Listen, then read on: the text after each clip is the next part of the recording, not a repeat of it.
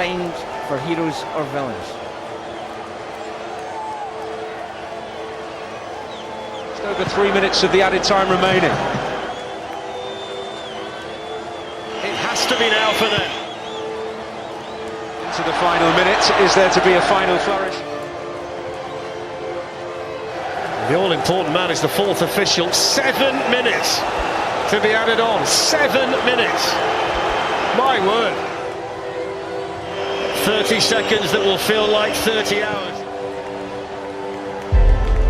Almost out of time.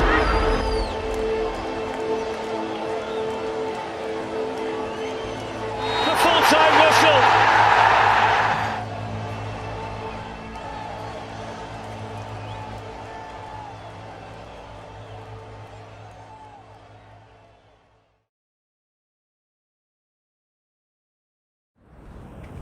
I'm Ewan Lowney. I love Scotland and I love Scottish football. I've been a football fan my whole life, growing up in the northeast of Scotland, supporting Aberdeen and Montrose. Football plays a huge part in so many people's lives, especially in Scotland, where the attendance at matches is the highest per capita in Europe. It's also given me an income because I work in media surrounding Scottish football. But I'm worried. The impact of climate change on the planet is frightening and changes must be made everywhere in society. The arrival of COP26 in Glasgow has made everyone more aware of the state of the climate emergency. Does football affect the climate in a major way? And what do the public know about it?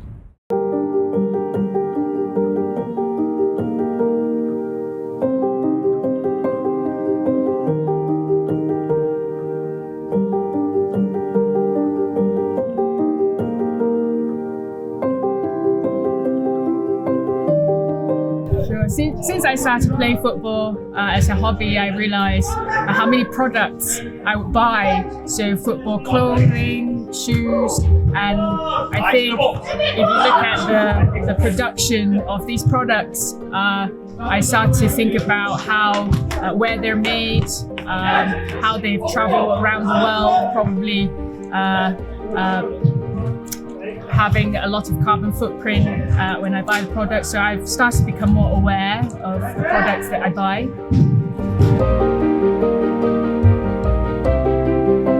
Definitely, it's been on the news so much, especially with the COP26 being on every day. I think it's now something that people cannot ignore. It's not a side news or a niche area, it's mainstream.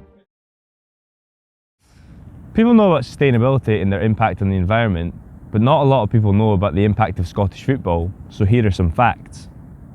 The Scottish Football Association recently published a report investigating the issue of sustainability in the sport. The document details how, even though on the face of it, the football sector does not seem to be too damaging to the environment, it has a larger ecological footprint than you might think. Clubs can use tens of thousands of kilowatts of energy per game to power the stadium and floodlights, and with thousands of people in the stadiums, the waste produced by Scottish clubs is astronomical. But the biggest factor is transport for the fans and the players. Players travel the length of the country by coach every weekend, and fans drive to games in their droves, meaning immense carbon emissions are created all over Scotland at 3 o'clock every Saturday. Football clubs don't cease to operate the rest of the week either. Clubs need to use power and water to maintain their pitches and stadiums, use training facilities, wash kits and more. Conversely, climate change can and will affect Scottish football greatly.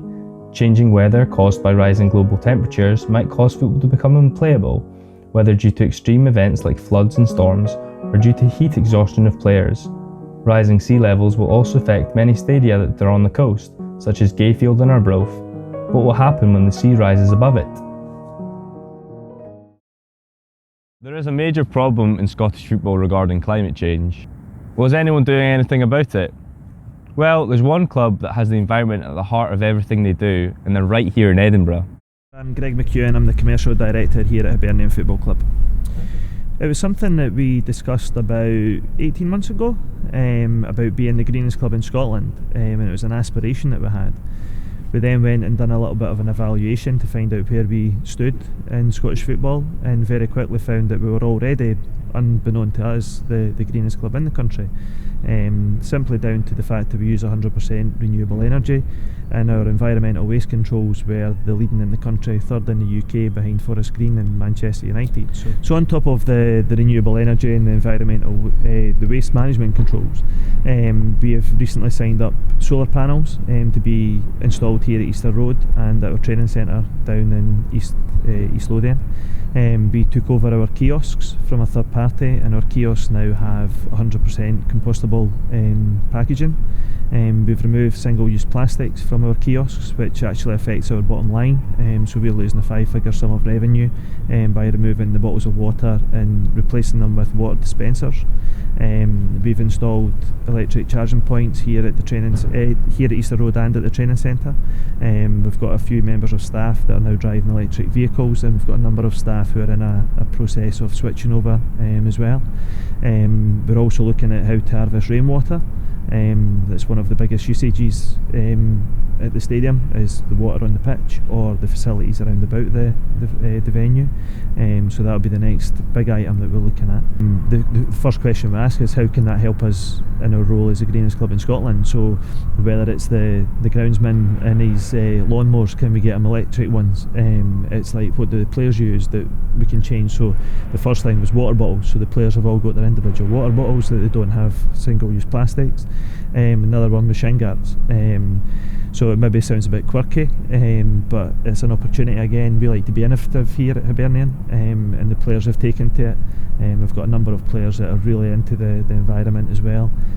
Some of them have played at Forest Green Rovers, who are the world's leading in the sector. So yeah, it was something that everybody wanted to get involved in. But there's certainly a lot more growth to be done, and if we can just help do our bit and try and get other clubs in Scotland to follow suit and achieve similar levels or beyond, then great. We're more than happy with that, because it means that we're all fighting the good fight and doing our bit. A lot of them have come to us and asked what we do and how we do it, and we're more than happy to share information. It's not a closed shop, as I say, everybody's in it to help each other. And I know that there are a number of other clubs that are looking at their waste management, they're looking at their energy supplies, they're looking at their kiosks. I know that Celtic do a good bit as well. So yeah, there's a big movement in Scottish football. It's great that Hibs are making a name for themselves in terms of being a green club and taking steps to becoming carbon neutral. They're not the only club making inroads with their initiatives though. The SFA's report details some solutions to help clubs' environmental footprint and includes some examples from teams around Scotland. Hamilton Accies spent around 300 grand on replacing their entire heating system with biomass boilers, saving 500 tonnes of CO2 annually, and saving money by making the system more efficient. Ayr United also created a kit drying room, saving around 8.5 tonnes of CO2 every year, as opposed to powering individual tumble dryers. Queen of the South recently saved energy by installing LED bulbs in their floodlights. So this is what's happening right now, but it's not enough.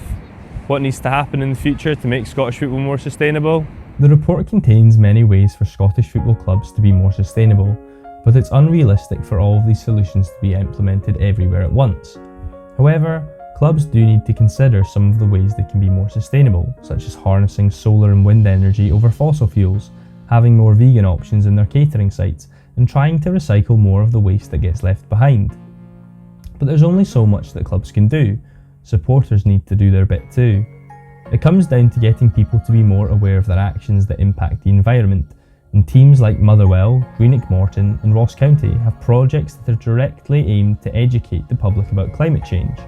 Fans need to consider taking public transport, cycling and walking to games, and try to use waste recycling points that some grounds have. Football clubs have the power to make changes by being better role models to their supporters.